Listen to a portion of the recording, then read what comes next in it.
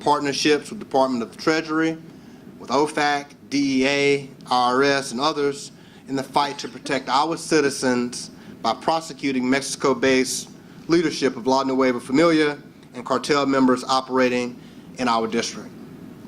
As well, we will continue to attack the financial motivation of this cartel as they send their poison into our communities. Thank you.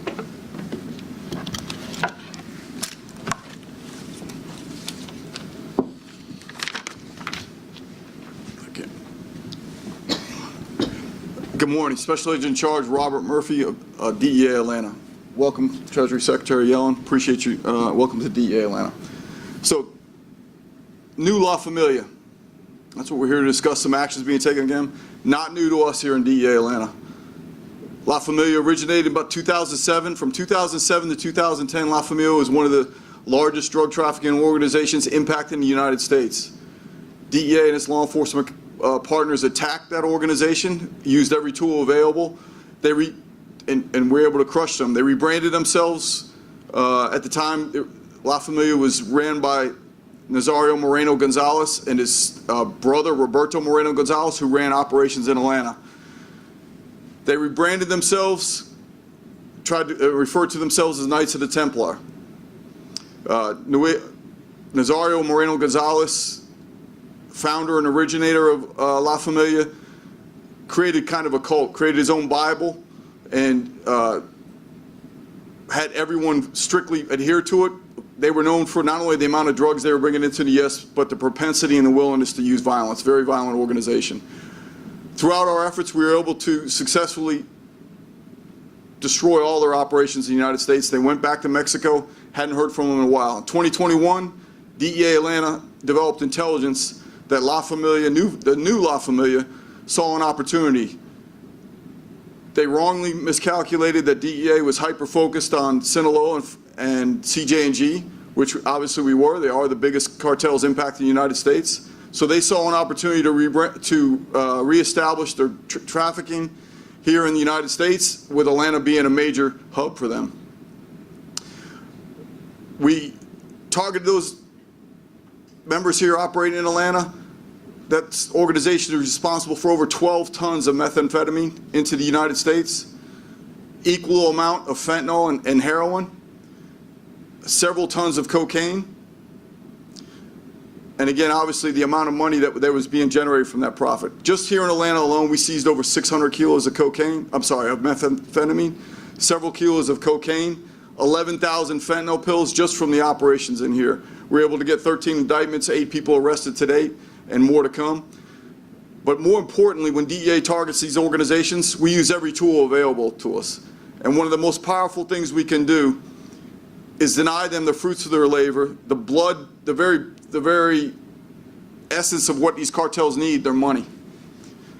And with the tools that Secretary Yellen is going to talk about today, we were able to make sure that we were successful in all that. There's a twofold purpose, not only to deny them to sit back and enjoy the fruits of their labor of distributing poison in our communities. Obviously, we don't want that. But on the second front, we don't want them to use that money to make them stronger, have a bigger impact in the United States, and harder for law enforcement to deal. We were successful on both fronts, and I'm happy today to say that this is going to deal a fatal blow to this cartel's operations here, not only in Atlanta, but in the United States, and their willingness to be able to be effective at all as a cartel in the United States.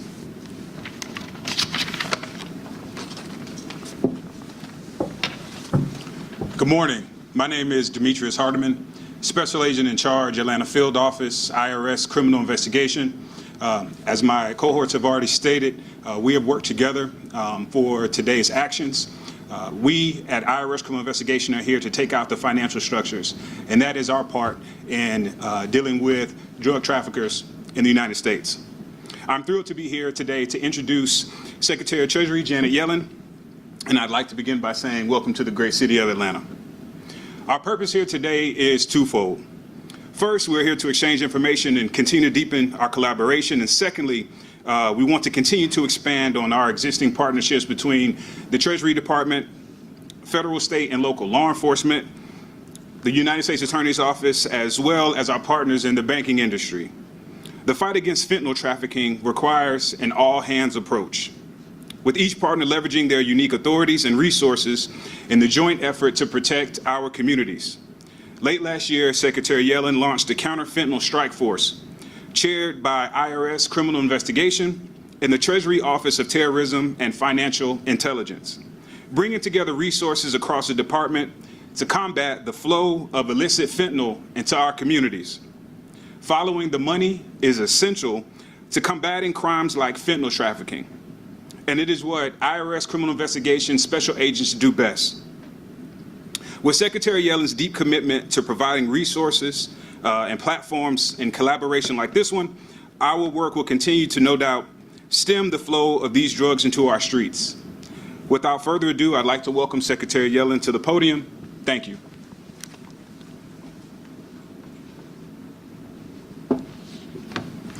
Thank you, and good morning. I'm here in Atlanta today with the Drug Enforcement Administration and the U.S. Attorney's Office to announce two important actions we're taking to combat the opioid crisis.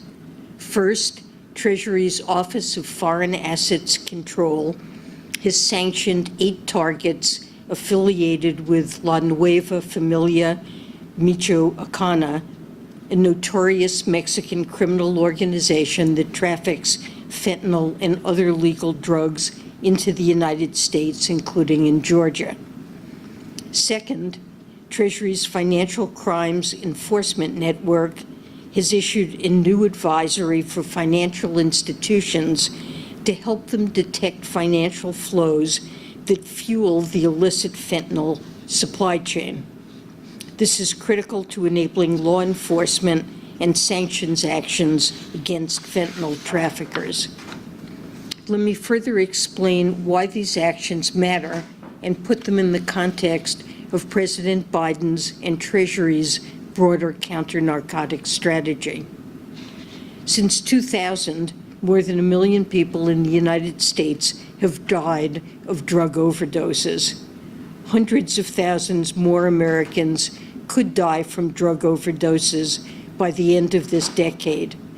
And fentanyl and other synthetic opioids make up the significant majority of drug-related deaths. Here in Georgia, overdose deaths involving fentanyl increased by over 200% between 2019 and 2021. And this is simply a staggering, almost unimaginable toll. Far too many families and communities across the United States are losing their loved ones to opioids. And while this is first and foremost a heartbreaking personal loss, it's also a loss for our country. The U.S. Joint Economic Committee estimates that the opioid epidemic cost America nearly $1.5 trillion in 2020. And that's why President Biden has directed the entire U.S. government to use every tool at our disposal to combat the opioid epidemic and save lives. It's a priority of the President's unity agenda. The administration has expanded treatment for Americans across the United States, including by increasing access to life-saving medication. The President has also bolstered law enforcement capabilities at and within our borders, such as by adding more drug detection machines at points of entry. U.S. law enforcement has seized more fentanyl at ports of entry in the past 2 years than in the previous 5 years combined.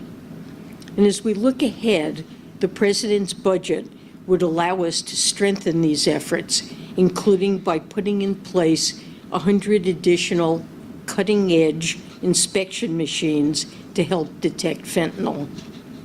We're also engaging with our foreign partners. Last July, President Biden launched the Global Coalition to Address Synthetic Drug Threats that brings together more than 100 countries and 11 international organizations.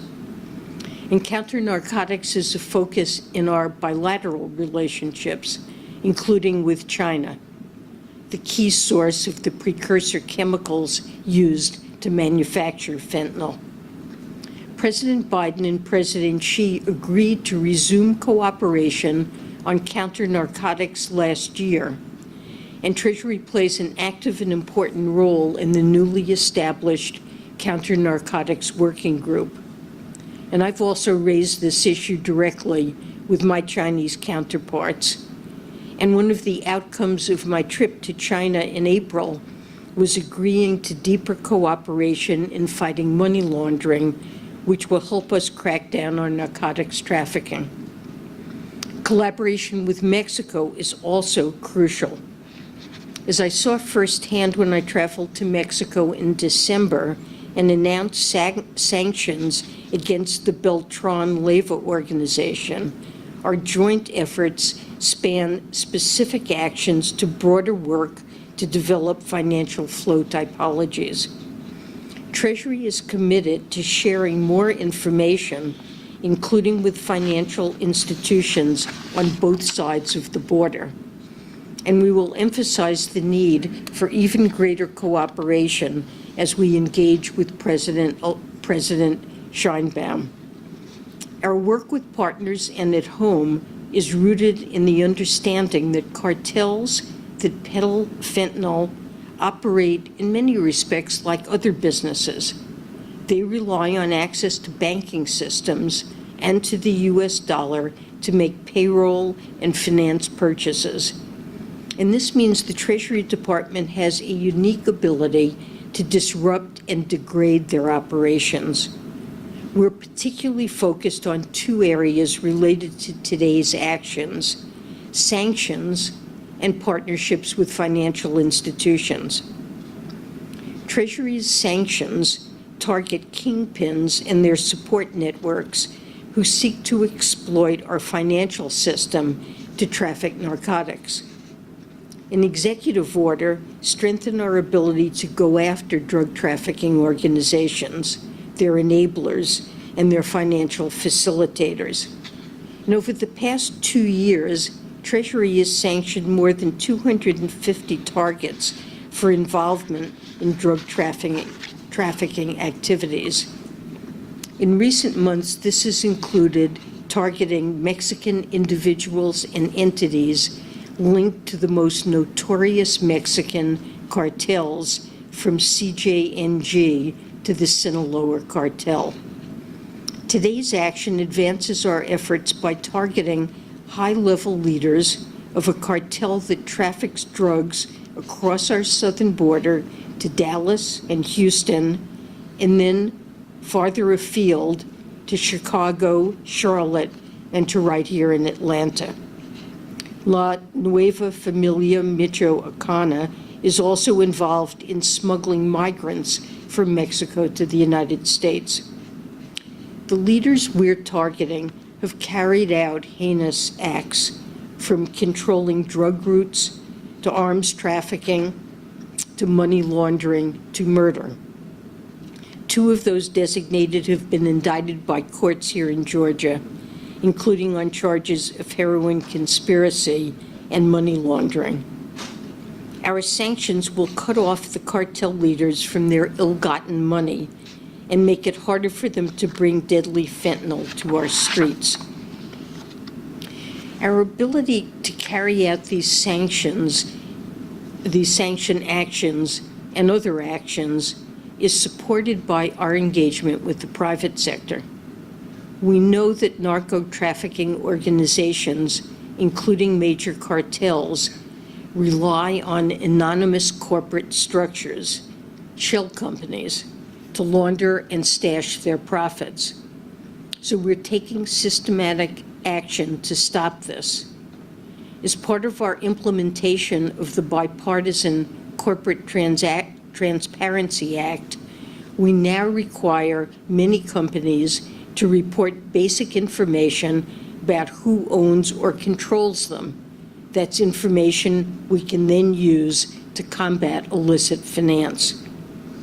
We're also partnering with financial institutions to support their crucial role in flagging potentially illegal activity. Last month, Treasury's Financial Crimes Enforcement Network, FinCEN, in partnership with IRS Criminal Investigation, began a new series of public-private information sharing exchanges that bring together law enforcement and regional and local banks to share information on tracking illicit financial flows. That includes indicators of fentanyl-related activity.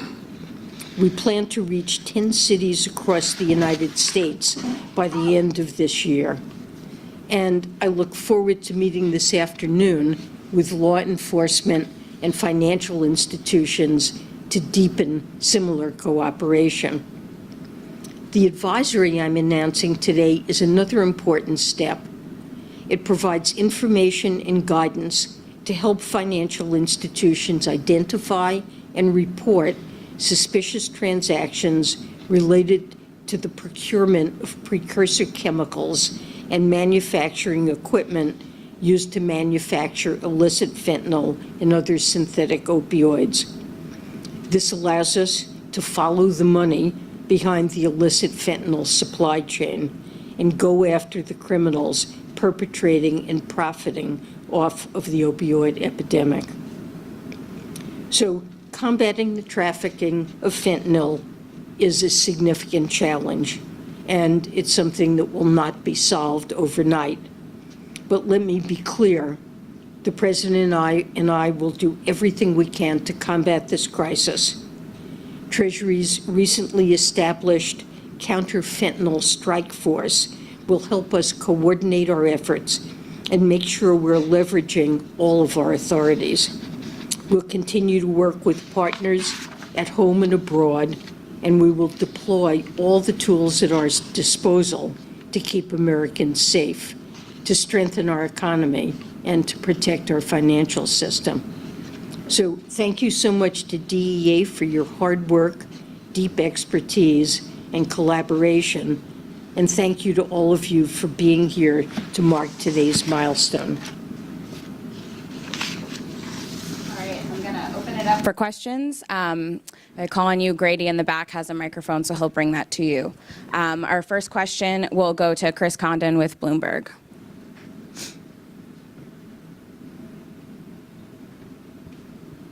Thank you very much, and good morning, Secretary Yellen. With due respect to this very important topic, I would like to ask a two-part question about a separate topic that is getting a lot of attention in Washington these days, and that is tariffs. First of all, I'm wondering if you agree with the assessment from your predecessor, Larry Summers, that the proposals from former President Trump for imposing across-the-board 10% tariffs would be stagflationary. And then second, on Biden administration tariff policies. You said 2 years ago, when the administration was assessing the tariffs put in place in 2018 and 2019, that some of those, and I'll quote you, impose more harm on U.S. consumers and businesses and aren't very strategic in the sense of addressing real issues we have with China. So I'm wondering, when President Biden added to the China tariffs last month, why did the administration not remove some of the prior tariffs that you clearly were not comfortable with? Thank you. So the tariffs that we put in place against China, I do believe, are highly strategic. They're targeted at areas that China is investing very heavily in, to the point where they've caused huge overcapacity. And I mean that in areas like electric batteries, solar panels, and other things related to clean energy, and to some extent to semiconductors. Total production capacity in China exceeds global demand. And we really refuse to let our companies in this strategic, important, burgeoning sector that are critical to creating good jobs in America and to to addressing the climate crisis. We refuse to allow them to be put out of business by dumping by a coordinated Chinese effort.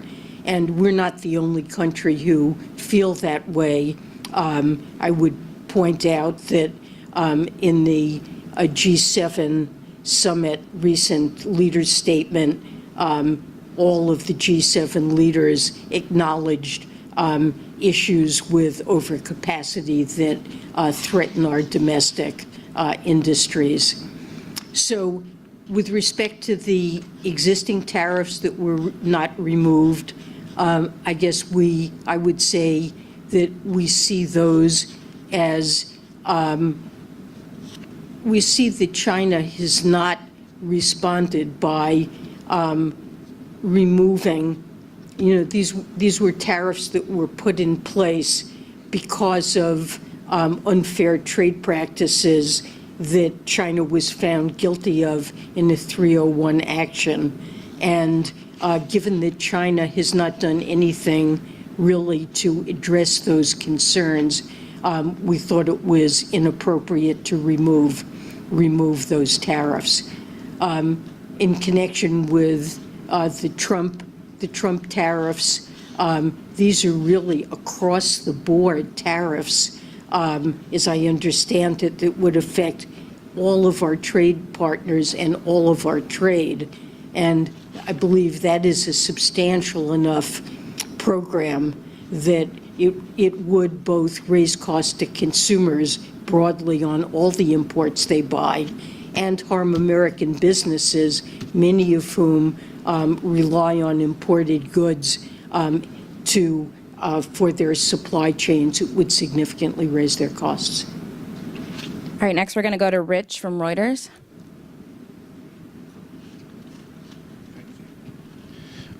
Madam Secretary, I have a question related to Russian President Putin's visit to Vietnam. How concerned are you about all the agreements they signed on oil, gas, and nuclear? Does this cause you to rethink the U.S. strategy to draw Vietnam closer as a friend-shoring destination for supply chains? Does it impact Vietnam's push to be recognized as a market economy? So Vietnam is a country with whom we have deepened our economic relationship. President Biden visited Vietnam last year, and we've upgraded our relationship. You're right that we do see Vietnam as in a country that could be part of our friend-shoring in our effort to diversify supply. Now, Vietnam has a policy and strategy of working collaboratively with many different countries, and it is not a condition of our partnership that they sever their ties to Russia or to China. And we are concerned about emissions and lowering emissions and addressing greenhouse gases in Vietnam. We are part of it's called a JETP, Just Energy Transition Partnership with Vietnam, in which we're working collaboratively to lower emissions. So I don't know the details of all of what you described as an agreement with President Putin, but Vietnam has announced as an objective lowering their emissions over time, and we're working to help provide financing for that. Next, let's go to Sarah with GPB. Secretary Yellen, thank you for being here. Can you talk a little bit about the importance of holding these announcements here in Atlanta? I'm sorry, you've what? Can you talk a little bit about the importance of holding these two announcements here in Atlanta? Yes. I mean, Atlanta, like other parts of the country, but in some cases even more so, fentanyl and the opioid crisis, this is very real, and it affects many families, an increasing number here in Georgia. And it is a port through which synthetic opioids are transported and is part of the drug trafficking. And we've worked very closely here, as you heard, with DEA and the Department of Justice. This has been a joint activity, and also working jointly with Mexico to put in place these enforcement actions.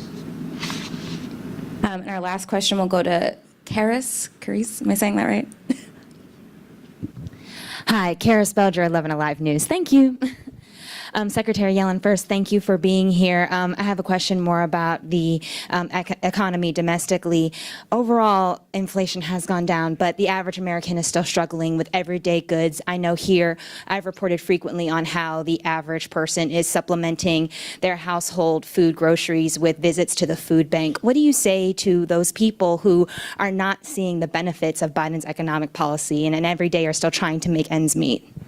Well, I think the problems with Americans feeling that there are necessities of life that are just becoming unaffordable really date back some way. But the price increases that occurred during the pandemic made matters worse. And President Biden understands the struggles that American households face. Affordable housing is extremely hard to find, limited in supply. President Biden has taken a number of steps to address that. We consider it a critical priority to increase the supply of affordable housing. Health care, President Biden's worked hard to make sure for seniors to limit co-pays on insulin to $35 and to limit overall co-pays that seniors face who are part of Medicare, and working to lower on a permanent basis, keep low the premiums for the Affordable Care Act. Child care is becoming unaffordable for so many Americans. President Biden has proposed ways to address that as well. President Biden wants to cut taxes for hardworking families. During the pandemic, we had in place a child tax credit so that a family with 2 children under the age of 16 were receiving typically $600 on a monthly basis to help with expenses. And we saw the biggest reduction in the poverty rate by almost 50% as a consequence. So President Biden has made affordability his top priority. He's obviously taken steps in education, forgiving student loans and other things, and trying to make sure that working families can afford a decent standard of living really is a top priority.